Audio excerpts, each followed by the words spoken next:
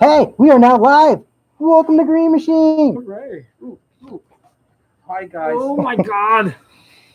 Ah, Got a new am I hat. on any buttons? I like my new hat. I was Needs to gonna. be formed a bit better, but. Shit. Okay, I'm going to take my mask off so that the deaf community can read my lips because I can't sign fast enough. Let's get to it. YouTube. We need to talk about YouTube. YouTube. We got 80 new subscribers last month. That's weird. That's the most we've gotten. So thank you for that. So if you're watching us on YouTube, please remember to like and subscribe. And apparently, I don't need to remind you that because you all do it anyways. We are so crooked on Instagram, and God, what an unflattering view of me. Yogi, you still gonna shave my head sometime today? Yeah, I can do it on the record if you want. Nah. Man, that's gonna be a Nah. mess. I got a nice new hat. It's my Money Chasers hat. What else? Pop culture news. Let's see. Loki premiered last week. It was amazing. I loved it. We're gonna get a new episode this week. Batman can't go down under. Hey. Oh yeah. I don't want to talk about that one. Down under. What else? What else? Loki. So I have speculation on that. I think the TVA needs to be destroyed for Kang to enter the Marvel universe. I don't know. He can get intertwined. I don't think he necessarily needs to destroy him. They'd be at odds at times. I don't know. I'll have to wait and see. I'm wondering if that's how it ends, though. We also need to remind everyone about our Alpha Recon program, which is Al buying signings at the cons for customers And other stuff. and other stuff. It costs a little bit. We charge a little bit of a fee, but it's not terribly expensive. What is it? And then we also have a Stray Dogs signing at Lodi Con. It's $10 for non-graded and $15 for graded plus store fees. Oh, plus store fees. Yeah. Got it. Okay. Ready. That's wild. So yeah, we've got that stuff going on. And we hope to expand on that program. I like that it's called Alpha Recon because it's Al. It's kind of genius. What else? Any other pop culture news? We saw a lot of E3 going on, and if you are a Pirates fan, Pirates of the Caribbean is now crossing over with Sea of Thieves, and those are both two of my favorite franchises. So, it's as somebody who doesn't really like Disney that much, I'm still a giant Pirates fan. Speaking of Disney, you want to tell them about that special What is little going robot? on here? How's it going, sir? Guardians of the Galaxy game announced.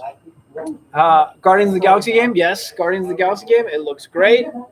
And yeah, I honestly can't wait for that. What else? Anything else? Any other pop culture news? I can't think Still of waiting it. on the Spider-Man trailer. Yeah, still waiting on the trailer for that. So no. Yeah. Black Widow in a couple weeks. Black Widow. Oh yeah, Black Widow is Couple weeks. coming. Let's get to it. We're going to talk about the first book and probably the one that everyone's going to be talking about that is absolutely the pick of the week for this week and for at least Marvel and probably the pick of the week overall. Yes, okay, it's Donny Cates' Venom. And yes, it's the last book in Donny Cates' run of Venom. And yes, it has been a masterpiece. And is the ending any different? No, it's amazing. But some of the things will come to pass.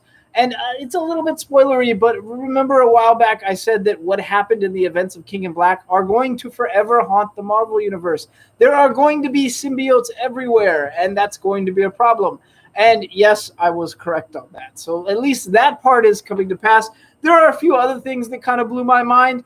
And if you are a fan of a certain powerful offspring of Venoms that comes in the form of a black and yellow cat, yes, you do get to see him again. I'm a huge fan of Sleeper, and yes, we get a Sleeper appearance again. There is so much good in this. It's a very good send-off for Brock and for Donny Cates in general. Donny Cates should be seriously proud of this Venom run. It has been majestic. Like there's few things in comics that are as amazing as this Venom run has been. And I don't think I'm underselling it. I mean, I don't think I'm overselling it. I'm definitely underselling it here. Cam, what do you have to say about it? Because you're the biggest Venom fan here. Oh man, it was a great ending to the Donny Cates run. Yep. It's technically not over. Now Ewing's is taking over. It's not over. Al Ewing's taking over, and they're doing something a bit different, and we can't talk about it, but without spoiling it. But after Venom, look out for Extreme Carnage because that is rolling off the pages of King of Black. So, and yeah, I can't wait. And if you're going to have a writer follow Donny Cates, it needs to be Al Ewing. I think that if you're going to have a writer follow Jason Aaron, it needs to be Donny Cates. And if you're going to have a writer follow Donny Cates, it needs to be Al Ewing. That is the natural progression of things. And if you're going to have a writer follow Al Ewing, make it Donny Cates because that's what's going on with Immortal Hulk. So let's go on to the next book. Ellis, Sanapo, and Broom. And is this a Pride variant or is this the A cover? This is the A cover. Yeah. That's what Pride on it anyways. That's cute. Anyways, it's Truth and Justice. This is a Batwoman story. More importantly, this is a story that centers around, an Appalachian urban legend in the form of Mothman and a bit of trauma for Batwoman. Batwoman's had a hard couple of years, and this is just further evidence of that. Honestly, as far as DC Comics are concerned this week, I absolutely love this one. It was probably one of my favorite books this week. Had a really good time with it, but I love the way Batwoman is written. And I honestly really like Ellis. So good showing, guys. Definitely go pick that up. The art is amazing. The story is amazing. Now is a book that I'm really partial towards this writer. You guys have heard me talk about it before, and I know he's controversial. King Evelyn Lopes. We're talking about Supergirl, Women of Tomorrow. What are you going to do if you're Supergirl and you're celebrating your 21st birthday? Get drunk, you know you probably can. Get drunk under a red sun. Oh. That's a good plan. I haven't seen us go there too often. Why not? King thinks a little outside the box. I'm a huge fan of King's writing. I know some people aren't. One thing I will tell you that I was totally on the fence for, but then it grew on me, was the artwork. I don't know what it was. At first I was like, I don't like this artwork. It feels like it belongs like in a Conan book. It doesn't feel like regular DC Supergirl flavor. And by the end of the issue, I was in love with the artwork. I really, really liked it. It grew on me. So I got to tell you, go out, buy this, give it a chance. At least pick it up and thumb through it and see if you like it. I had a pretty good time with it. So Supergirl, Woman of Tomorrow, good showing for number 1. Now it's time for our DC pick of the week. I'm going to tell you that it's Vita Ayala, Chris Cross, and Nicholas Draper-Ivy. While I'm going to tell you that, I'm going to tell you they got a tribute to the original creators in the form of, a Hollywood, what would you say that is? A Hollywood marquee in the background that says McDuffie, Cowan, Davis, and Dingle. And that is Static, number 1. Static Shock is back, and it's really, really good. I mean, honestly, I thought we were in for it. Like, we got a sample of it from the Milestone Zero, and I was like, oh, this art's pretty good. It reminds me of Cowan's art, like Dennis Cowan, like pretty much. No, it was 10 times better in this issue of Static. Oh my God, the art is so good. I don't know what this style is. It's just a wicked style. I loved it. I was hooked. The story is great. I love Static as a hero just because his attitude just sort of makes the character always that good for me. And it really does feel like they've plucked the same character and just dusted him off and given him a new send-off, and it's amazing. Like, I'm really loving it. Things are turning out a little bit wild, a little bit different. We've already introduced the main villain. That seemed kind of quick, though. I don't remember the main villain being introduced that quickly in the original comic. And maybe I'm mistaken, but it's one of his classmates, and his name is Hot Streak. Is that it, Hot Streak? Like Hot Streak or Hot Spot? I think it's Hot Streak. Pick the cringiest hot name you could possibly come up with, and that's what his name is. Nonetheless, it's outstanding. We do get a really good fight. It's a great read by DC Pick of the Week. The art is astounding. I mean, the story's really good. The dialogue's really good. And none of that, like, I'm underselling that for sure, but the art, oh my God, it's so good. Did you read this yet, Cam? No. Cam's going to love it. Honestly, he's going to love it. Next is who worked on this. Mark Waid, Audrey Mock, Francis Manipul, Robert Venditti, Letha Martinez, Michael W. Conrad, Cully Hamner, Rich Duick, Joe Quinones, I'm sure I pronounced your names wrong, but we're talking about Superman Red and Blue. Now, Superman Red and Blue, I got to tell you, as a book, it's a wild book. All these books are kind of wild. They're three separate stories that don't entwine, telling separate tales over these heroes. There's Wonder Woman Black and Gold, Batman Black and White, Superman Red and Blue. You get what they're doing there. The stories are good. I had a good time with the stories. The art for one of them is really mind-blowing. The other ones are, the art's okay. But none of it really stood out to me, and it kind of made me sad. Like, I really wanted these stories to hook me. Perhaps my favorite of the stories was one that I liked the art the least, and that's the one where Mr. Mxyzptlk is tortured by a Dimension 3 version of Superman whose name needs to be said backwards to get rid of. It's a nice twist. It's a nice twist on Mr. Mxyzptlk. But that was the only story that I was kind of intrigued by. The rest were so-so. It's weird to say I liked the rest of these Superman Red and Blues. This one was, I'm sort of on the fence about. Not the best showing. We'll have it, though. If you're a Superman fan, you'll love it. Next is, well, I want to read everyone's name here, but I don't have the names listed. Okay.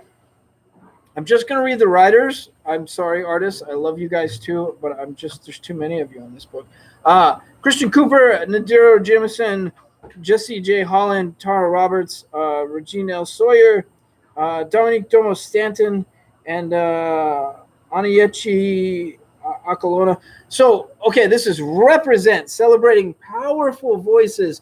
Now, this is it's a bunch of African-American writers and artists celebrating their voices and telling stories that from a personal perspective. Now, the first name I mentioned was a guy named Christian Cooper. If that sounds familiar, Christian Cooper is a comics writer who was bird watching in Central Park last year when a white woman came up and decided to call the cops on him for hanging out in Central Park bird watching.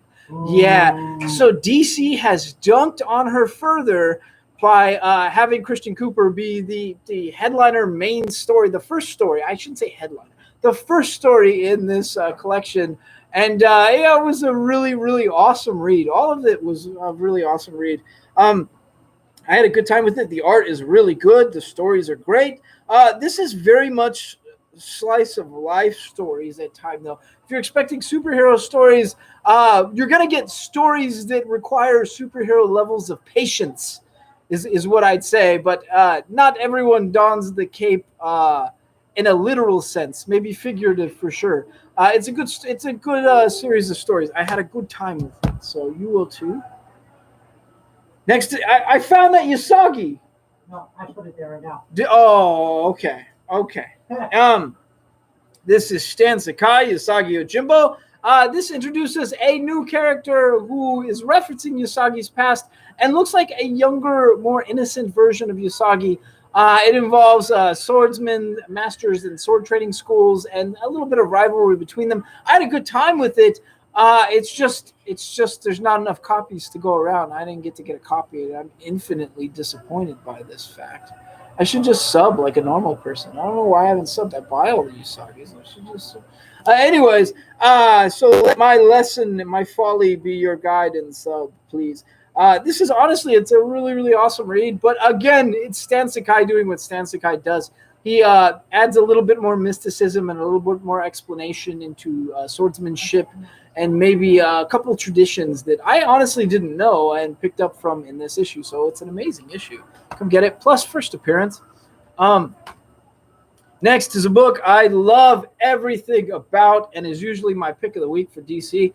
This is Taylor Redondo Lucas, and we're talking about the amazing, the magnificent Nightwing, Nightwing 81. Now, Nightwing has finally come head-to-head with the character named, what's his name, Heartless?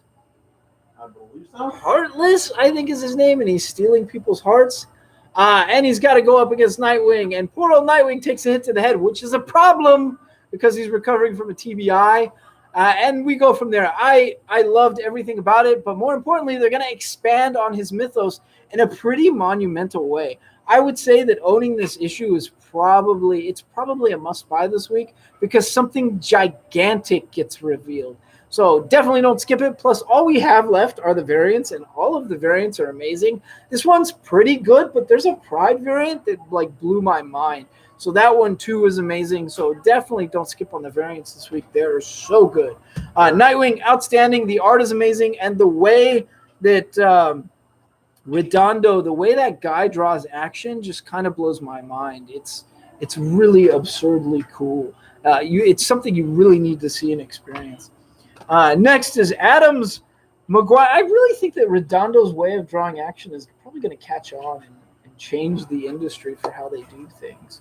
I would love it if it did. Anyways, Adams, Maguire, Peterson, Pekmenshi, and Atia. Why are there so many artists on this book, you ask? Well, it's the Flash. But more importantly, this is what if Flash got crossed with Quantum Leap and Wally West was jumping through a time to help other speedsters in their bodies while being coached by Oliver Queen. And yeah, it's Quantum Leap. It absolutely is Quantum Leap. CW show? Yeah, well, yeah. Is that That's happening? what happened. Oh, okay. So I guess that's what happened this year. I didn't know. I didn't finish Flash CW. I'm more into comics. But anyways, so one thing about this that is amazing is you get an old-time Justice League cartoon style story that honestly it had me laughing in stitches. Like I literally like laughed to the point of tears 2 or 3 times. It had some really, really good humor in it. So that alone is worth the price of admission. But more importantly, you get these other events and these other styles done in different art styles. And it's really cool to see in a comic that they've done this and they've gone a little bit more experimental. I loved everything about it. But where this is going to end is going to be traumatic, really traumatic, painfully traumatic. If you can think of a comic event that involved Wally West and was super painful, you know what I'm hinting at. So I don't know. I hope it turns out well. We'll have to wait and see. Next is Demon Days, Mariko, and this is the Jen Bartel variant because I love everything Jen Bartel. I really do. Anyways, this is, well, it's sort of, what would you say it is? The Marvel Universe crossed with Usagi is what it feels like. It's like Akira Kurosawa is telling like it. old school, like A mutant tale. Old school Japanese swordsman movies. kind of like, I don't know if it's a spinoff of Wolverine's Life in Japan. Yeah, it could be. He ends up marrying Mariko, doesn't he? Yeah. In one of the, Yeah, I think so. So it centers around her, but more importantly, we actually have Black Widow in it. Yeah, and she's kind of a cool character. It's a cool version of her. Somebody is trying to control her. That does not ever work out well for people that try to do. I don't know why you think that's cool. That's happened multiple times this year, hasn't even it? in her current run, yeah. And it happened in the last run, too. I think it did. I Yeah. think it happened in the web of Black Widow, too. How has nobody learned from the very beginning of her entire life? Like, you don't try to control her. That doesn't work out well for you. Anyways, it's a great read. Yeah, it's a great read. But again, I'm kind of a Usagi addict, so anything remotely with Japanese swordsmanship always hooks me. It's one of my weaknesses, and this is amazing. Next is Planet Size X-Men. This is Dugan, Laraz, and Gracia. This is, oh God, it's so friggin' cool. We finally know where the fireworks are lit off that everyone telepathically sees at the Hellfire Gala. On top of that, we get a solution to Arakko that is wild, weird, and strangely cool. What did you think about that explanation, Cam? Don't spoil it. It was dope. It's dope. It's kind of a cool way to solve the problem.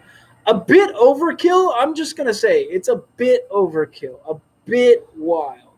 That's all I'm going to say. You need to read it and find out. It's really absurdly cool, and I think you shouldn't skip it at all. Don't skip this. This is a must-buy this week. The art is really, really good. It's more Hellfire Gala stuff, which I'm terribly addicted to. So we will have that. I need a drink. Give me 1 second, guys.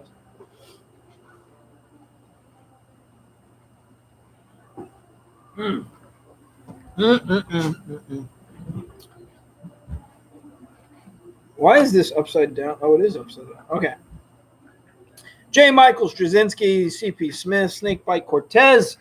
This is Resistance Uprising. This is essentially a revolution story involving superheroes and, you know, both good and bad and a lot of politics. Really, this is Straczynski sort of, honestly, this is Straczynski at its best. He's just weaving a really tangled political web with a lot of moving parts, and it's kind of fun. So I had a really, really good time with this. I think you will too. Granted, this is issue number 3. Don't start with this. If you've been sitting on the fence about this, go back, get a couple issues. We might even have a sampler from the Free Comic Book Day. I think we still have a few left over. So come check those out, see if you like it. But it's a really, really good read. Can't get enough of it, honestly. Next is Hama, Gallant, and Brown. This is G.I. Joe, Real American Hero. Murder by Assassination, G.I. Joe. Joe has had a rough couple of years. Cobra has completely taken over the United States. Cobra Commander is the president. And G.I. Joe is now essentially a sleeper cell organization to rise up and fight back. Yeah. So it's kind of cool. They recently freed, I think, Chicago, and that's the only current free city. The rest of them are still grappling for control to win things back from Cobra. It's just a wild read. It's like Cobra and G.I. Joe swap places. And I know that's completely intentional, but that's what it feels like. Anyways, so it's amazing. Not enough people are reading G.I. Joe these days. I don't know why. Do you guys not like action? I love action. I started to sound like the Blizzard execs on stage there. Like, do you guys not have phones? You guys have game on your phone? Do you guys not have phones? Like, we don't want Diablo on phones. It sucks. Phone games suck, Blizzard.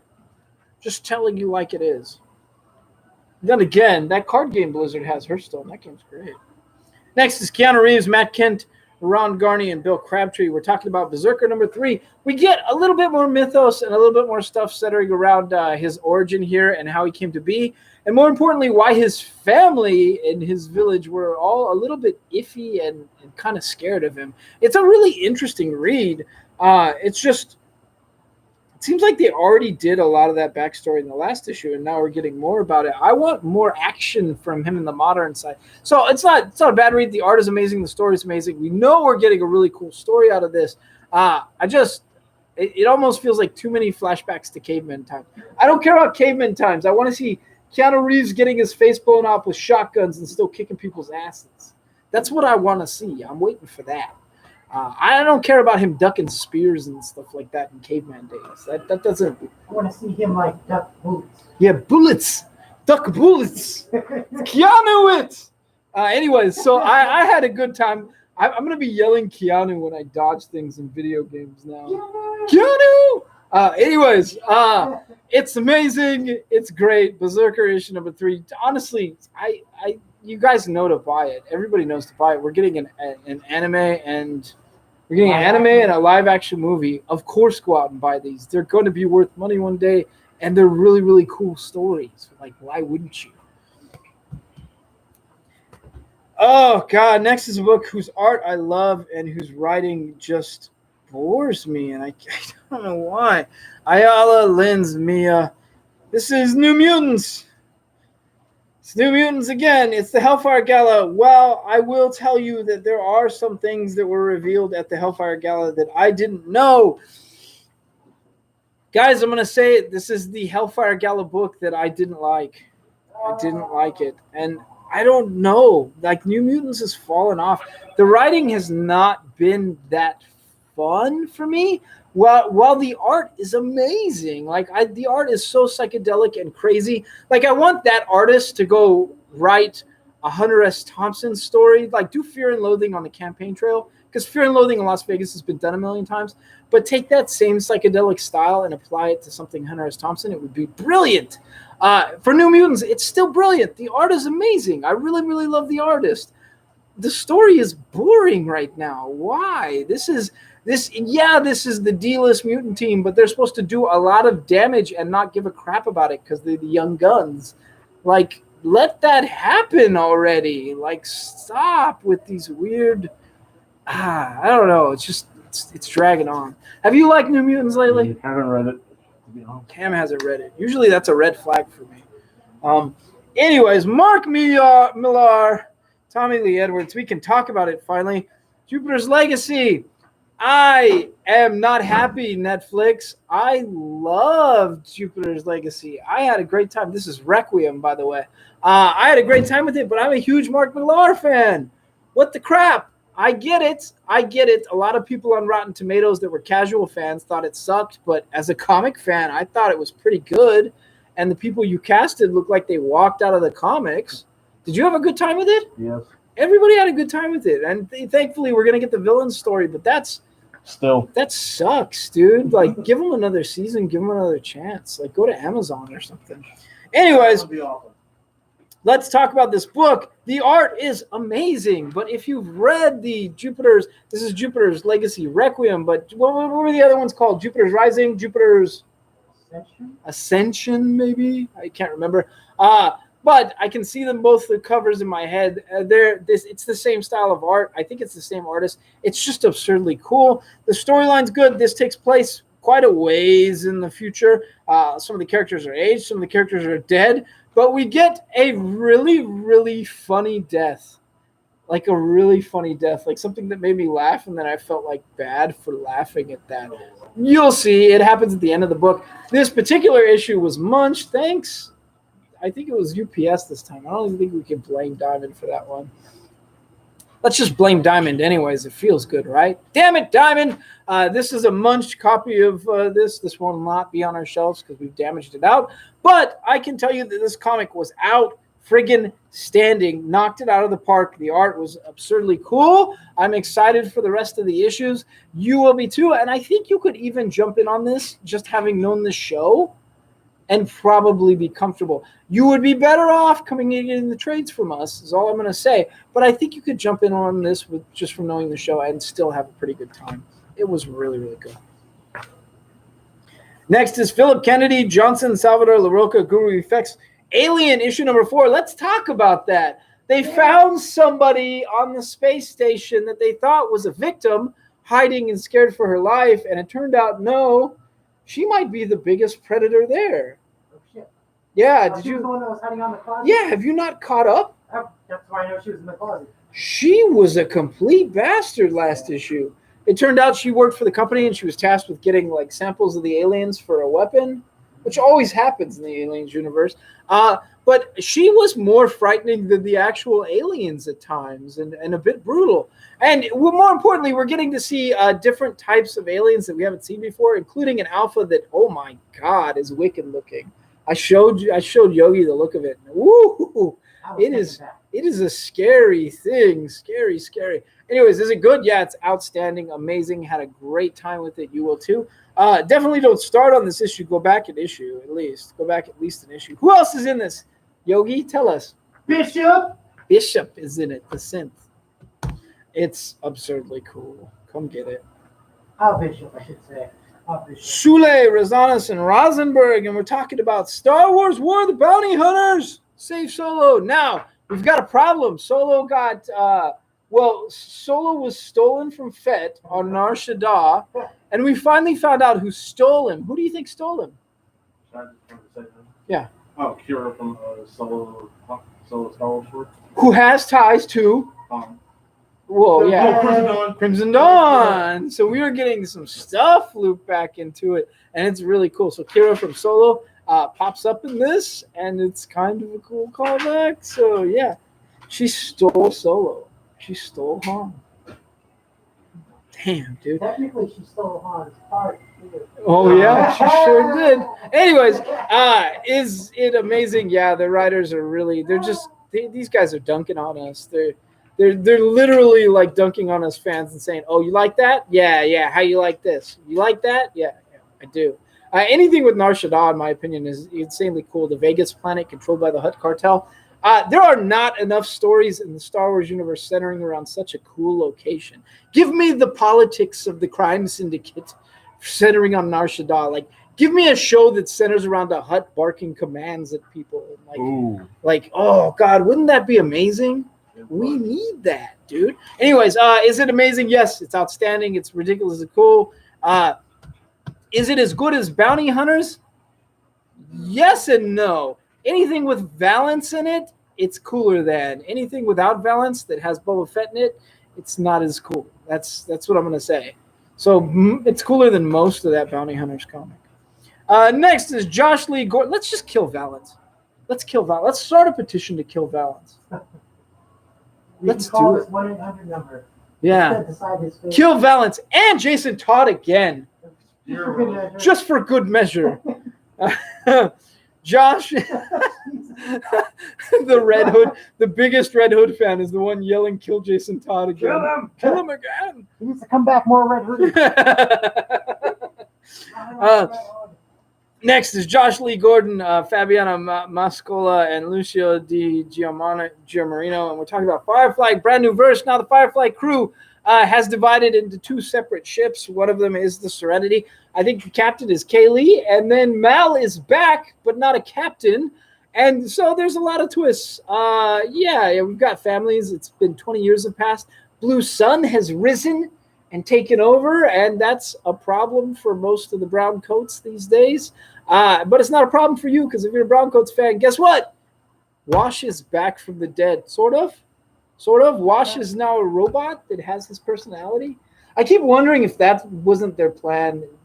In the beginning? Yeah, When they like told if him. Serenity had kicked off another TV show, would they have brought him back like that? Probably, right? Yeah. I mean, when I was watching the behind the scenes, they were saying that they just needed to make it impactful and serious.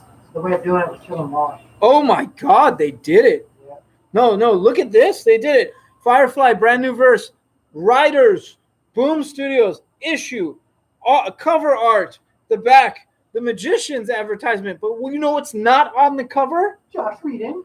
Joss Whedon is not on the cover. His name is gone. There's no Whedonverse reference.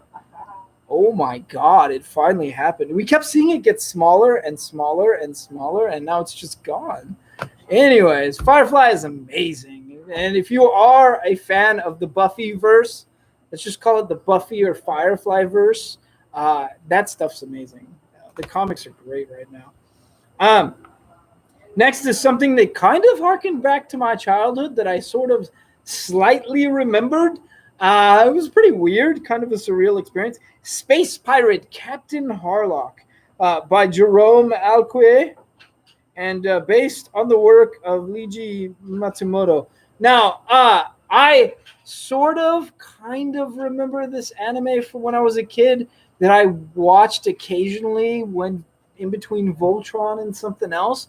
And I think we confirmed this goes back quite a ways, right, Yogi? Yeah. It goes back quite a ways. And it felt like they were sort of reuniting a team that I kind of sort of knew in another lifetime. Now, keep in mind, I've had a traumatic brain injury, and I don't remember things very well to begin with. So stuff that I've seen before that I sort of kind of remember is just, it feels like it's on the tip of my brain. So I have a good time as somebody who sort of remembered these characters but didn't remember this? I did. And it felt like they were putting together a team that they once had to let go of. And it seemed pretty fun, and I wanted to know more. So I got to say that if you're a manga fan and you're looking for some comics that resemble mangas that harken back to the days of yesteryear, I guess you could say, this is it. Captain Harlock is your jam. And I understand that's a very niche set of people, but I had a pretty good time with it, so I'd say give it a chance. Would you say that they lost Whedon? Yeah, Jacob. Guess who made that joke? Dad. No? Oh, who did? That's a Kleinheinz. Oh, is it? They That's a win for Kleinheinz. lost Joss Points, Whedon. Kleinheinz. Next is Brisan Bochi O'Halloran, and this is Weapon X in Final Flight. Thanks. I hate it. No. Honestly, I liked it. I actually had a good time with it. It's a Heroes Reborn side story, but all these stories are designed to make you really hate them. And the way that they disrespect Logan is going to leave one of the worst tastes in your mouth. It did me. Now, keep in mind, they're doing it because they want that comeback in the final Heroes Reborn to feel that good. Unfortunately, if you want to read Heroes Reborn this week, I do too. Guess what? We got shorted. Heroes Reborn A cover. Yeah, that hurts. It hurts saying that. We have an emergency replacement on the way. We're sorry. Sometimes Diamond screws us over, and this week they shorted us a lot of books, like a lot of books. What?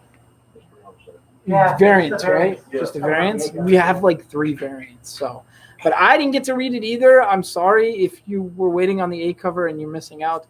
I want to know the ending too. I wish I could tell you. I will probably like read one of. I'll borrow off Al or something and read it and tell you guys what happened. Next is Shalvey, McConville, O'Halloran, Otisman, Illu, and we're talking about Time Before Time. Now, this is a time travel story that seemed rather tropey at first, and then went off the rails at the end.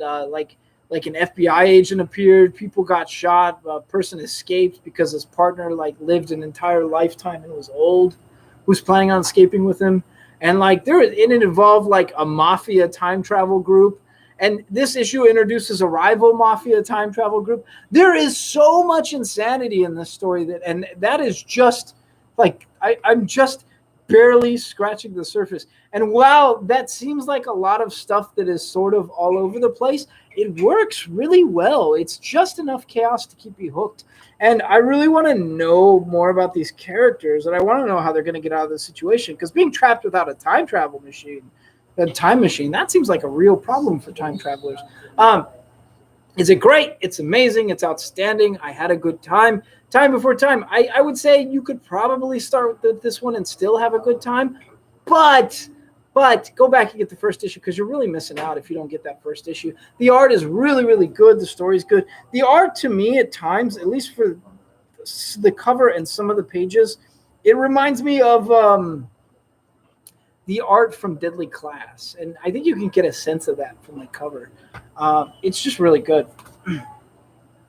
Next is going to be my indie pick of the week, and it's weird because it was my indie pick of the week last time, and it almost is my pick of the week overall, almost slightly there. And I'm going to gush for a minute about this book, and you're going to understand why. This is The Many Deaths of Layla Starr by Ramvi, Felipe, and Andre. Now, this involves the Hindi god of death and her getting her walking papers because there was a child being born, and that child was going to cure death because he was tired of seeing people suffer. So they just gave the god her walking papers and made her retire to Earth.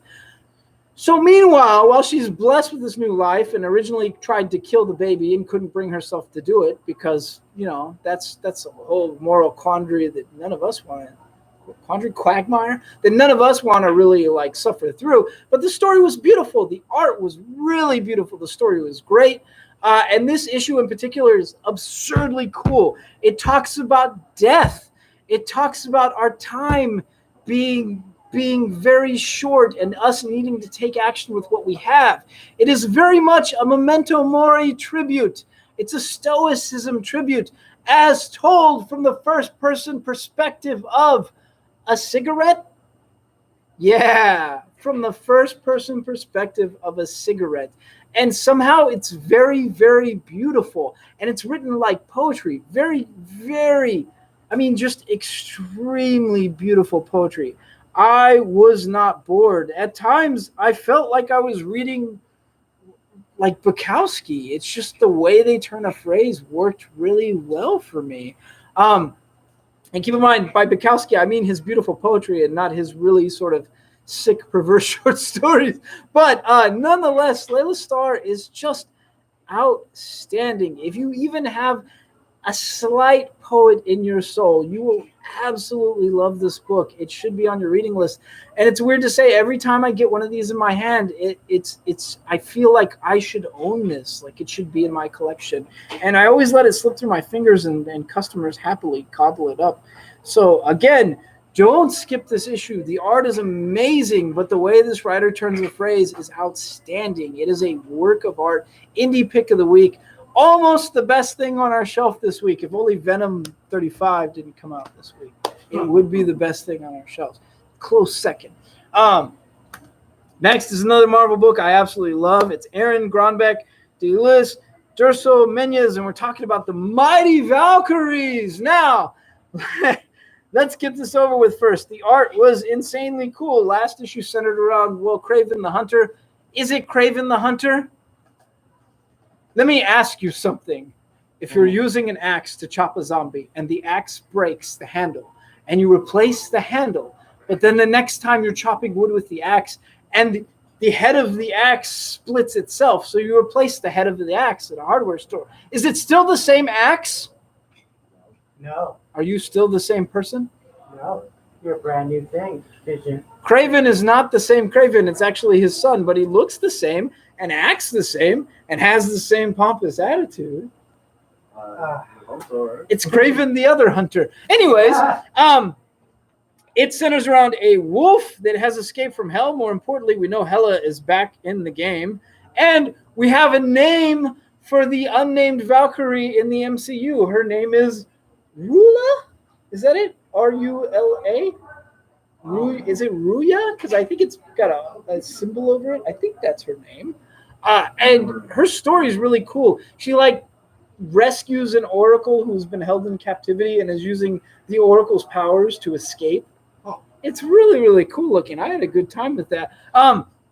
More importantly, Jane Foster is being tied by the threads of fate. Cool. To some new kids that are essentially going to be new gods. Yeah. So we're getting new god characters. We're getting more of Jane Foster's storyline fleshed out, and we're getting the other Valkyrie's storyline fleshed out. This is a great time to be a Valkyrie fan. It's a great time to be a Thor fan. Jason Aaron is at the helm, and he's guiding you into new heights. Don't skip it. Next is a book that, honestly, I had a really good time with, and I really, really shouldn't. This is Infinite Destinies. This is Captain America, and it centers around the Time Stone guy. Do you guys remember the Time Stone guy? He had a terrible costume and wielded a bat with, diamonds on it, it looked like. And he had the Time Stone, and he was on the run because he killed some people while high. Was that your... Oh my God. And Loki and Wolverine hung out with him. And the story made me laugh. It was like a buddy story between Loki, Wolverine, and Bats, the ghost dog. But the character sucks. He sucks. I don't like him at all. And if you like making fun of the fact that character sucks and you like seeing Black Widow and Captain America go up against him, you'll love this. I loved it too. But Black Widow says in this issue, and I quote, she says, "The Infinity Stones drive me crazy, and the Infinity people are more annoying." And I'm inclined to agree, except I do sort of like Star, even though she's really pompous and obnoxious. I like Star. Just a mixed bag. This guy, though, if they killed this guy holding the Time Stone and gave it to anyone else, I'd be perfectly happy with that. Just let it happen. I don't know. If Adam Warlock doesn't have the Soul Stone right now, which he probably does, he always does, give him this Time Stone. Let that happen. Anyways, have I expressed how much I don't like that character? Did I have a good time with that book, though? Yeah, I actually had a really good time. I laughed out loud multiple times. I even felt kind of bad for that character, even though he sucks. And he pretty much blames everyone but himself for that nonsense that happened. That sucks. And I wasn't happy with the ending. You won't be either. But the story's fun. It's fun. It made me laugh. The art's really good. Next is Howard Foch and Go. And we're talking about X-Core. And I love the art on this cover. It's like an advertisement for X-Core and the pharmaceutical company. Now, if you don't know what X-Core is the mutants pharmaceutical company that is funding the whole Krakoa venture. And it is headed by Angel and what's her name? Monet, who are two very beautiful mutants, which if you're going to have them represent that, yeah, okay. Another mutant tied to X-Core we found out is my man, Jamie Madrox, who I actually got to gush to Matthew Rosenberg about because he ordered books from our store. And I was like, hang on, hold up, man. Let me email you and fanboy for a minute. One, I love your Punisher run, and I've got an autographed Punisher from you on my wall. And two, I'm a huge Multiple Man fan because of you, man, because of you. So anyways, just something I'm going to say. I love Multiple Man. He's in this. Need another drink. Sorry, guys. My throat only has so much talking. Anyways, is it amazing? Yes, you get some politics that are going on behind the scenes and sometimes in front of them involving the X-Men during the Hellfire Gala. And I would say of all the Hellfire Gala books, this is probably the one that I had the most fun with. But I love seeing Jamie Madrox try to juggle his multiples and the situation and everything else. And he really, really butts heads with himself all the time, which is the most conflicted mutant, in my opinion, which also makes him the most interesting for me. So I had a good time because of that. You will too. X-Core is absurdly cool. Come get it. And the art's really good too. Next is Ruckley, Maguire Smith, and Tremonto. This is Transformers Escape. But more importantly, this is pretty much Hound, Wheeljack, and others versus the Insecticons. Is it good? Yeah, honestly, it's good. But anytime you involve the Insecticons kind of creep me out. And their sort of like mentality and attitude and how gross they can be for Energon. And it's fun. So that's what you get in this. It's not boring at all. But again, you have to kind of be a Transformers fanboy. And then even more, you have to be an old school Transformers fanboy to really enjoy these, because this is hearkening back to like the art of my childhood. It feels good, man. Next is a book I had a really good time with, but I just didn't expect. I didn't know anything about this going into it. It's Mackenzie, Walker, Greenwood, Miwa, and Boland. And this centers around a medieval, I'm going to put it out there. It's a medieval Indiana Jones centering around a Saracen woman. And if that sounds weird, yeah, it's weird. She winds up in Wales while chasing artifacts. And it strangely works and is really fun. So I had a good time with it. I'm going to have to say, give it a chance. It's a bit strange. And yes, I was a little shocked at first by what the premise was. But it works. It works quite well. The art's really good. The story's fun.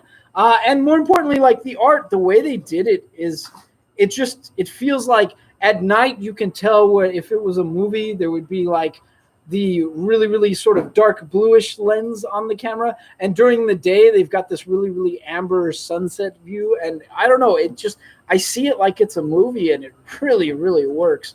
So Compass, give this book a chance. Pretty good read. Not my indie pick of the week, but close. Next is Miles Morales, Spider-Man, The Clone Saga, Ahmed, Canero, and Curiel. Is this Clone Saga amazing? Cam, what's your take? Better than the Peter Parker one. It's better than, I honestly think paint drying is better than the end of the Peter Parker one. It ended in a courtroom, for Christ's sake. Anyways, so we've been introduced with some of the clones. Some of them are pretty evil. A couple of them feel like they're going along for the ride, but they're very much tortured people. And Miles has crossed paths with them and pissed them off. And now the retribution is the clones are going after his family. Not going to work out well right there, because I hate to say it, but I think Miles's mom is more brutal than Miles, and she doesn't even have superpowers. But she's not a woman I'd want to piss off. And that comes through in the writing. It's great. It's great. It's like pissing off my mom. Not the best idea, I got to tell you. Anyways, so Spider-Man Clone Saga, I love everything that Ahmed's doing these days, and this is no joke amazing. Next is Bones, Leopard, Kelly, and Nicole Matthews. This is a weird book, guys. I'm going to tell you flat out it's weird. It's called Save Yourself. And, well, it centers around a woman who she likes to play video games, and then superheroes that look almost exactly like the video game characters that she plays with. She bumps into them, and she's been living the lonely single life, and one of them takes a shining to her. And that's pretty much the premise. Is it strange? Yeah, it's a bit strange, but you know what it felt like? It feels like, what's that Nickelodeon show with the gems? Oh, Steven's Universe. Steven Universe. It felt like a Steven Universe episode sort of dusted off and retold. Now, it's not to say it's bad. I didn't have a bad time with it. I had a good time with it. I love the coffee shop scenes. At least I think it's the coffee shop scenes. And her best friend is pretty funny. You'll have a good time with this. It's kind of a strange premise, and it really does feel like a Steven Universe episode, a more adult version of it. Is it good? Yeah, it's pretty good. I'd say give it a chance. If you like that boombox stuff, though, and you know who you are, you'll probably love it because it feels very boombox. Next is Kyle Higgins, Eduardo Ferragato, Marcelo Costa, Natalia Marquez, and Becca Carey. I think I got everyone's names right. Oh, my God, Make-A-Wish. I think I pronounced everyone's names right. I might not have. This is Radiant Black, but more importantly, we get to talk about the last issue of Radiant Black, where we saw Radiant Black literally get stabbed through the chest and killed. We saw him get killed, and the powers were like, we don't care. We're going to your best friend now. That sucks. Rest in peace. You're the new Radiant Black. And we were like, what? Like, that suit is the most sinister of symbiotes. I've never... So if you don't know what Radiant Black is, this is essentially a Power Rangers writer has decided to create his own heroes, and that writer has decided to combine Power Rangers with Venom. That's what it feels like, right? Is that a good assessment? Pretty good. Pretty good assessment. And some of the Radiants are good, and some of the Radiants are bad. And the big bad Radiant is just called Radiant, and he's going to be revealed in this issue. So yeah, come pick it up. It's great.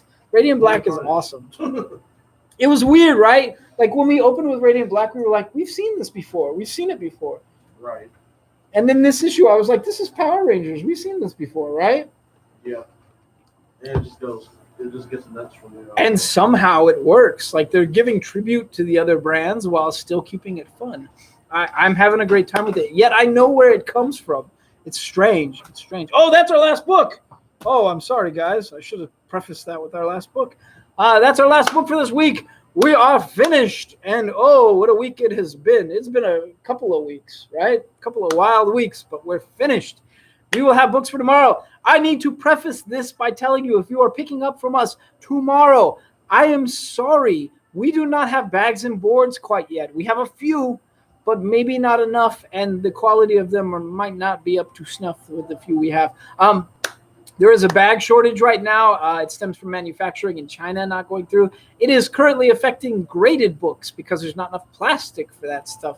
So we are sorry. We are having to fight and do back alley deals to get bags and boards. I mean, I sold Yogi into a Princess Leia costume dancing gig to get our last supply of bags and boards.